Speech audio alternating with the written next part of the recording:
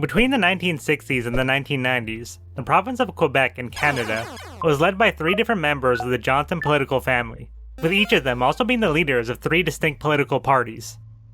First person to enter politics was Daniel Johnson Sr., who was a member of the Union Nationale, with the party having been founded in the 1930s, during the Great Depression, when a disgruntled faction of the Quebec Liberal Party broke off and combined with the Quebec Conservative Party to form the Union Nationale.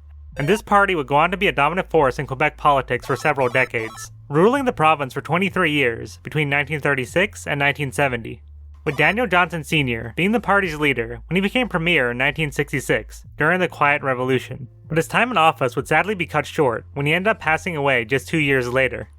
Now, the Quiet Revolution was a series of social and political reforms that resulted in Quebec going from being a very traditional Catholic province to a more modern and secular one. It also led to a sharp uptick in French-Canadian nationalism. This resulted in many people supporting the idea that Quebec should become its own country, with the Separatist Parti Québécois being founded in 1968 and eventually becoming the largest party in the province less than 10 years later in 1976.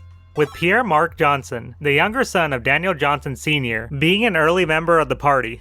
Pierre-Marc would eventually become party leader, as well as Premier of Quebec in 1985, but he would only end up serving for a few months, because his party was defeated in the 1985 elections by the Quebec Liberals, with Pierre-Marc's older brother, Daniel Johnson Jr., being a member of the rival Liberal Party, and he eventually became leader of the party and Premier of Quebec in 1994, but he only ended up serving for a few months, because his party was defeated in the 1994 elections by the Parti Québécois.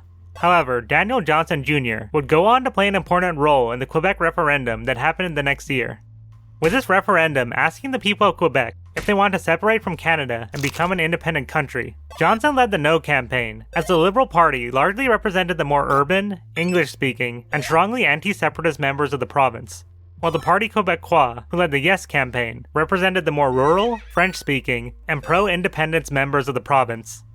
And when the referendum was eventually held, the majority of people ended up voting no, but only by a very, very small margin. A few years later, Johnson Jr. would step down as leader of the party and retire from politics in 1998, almost 32 years after his father first became premier.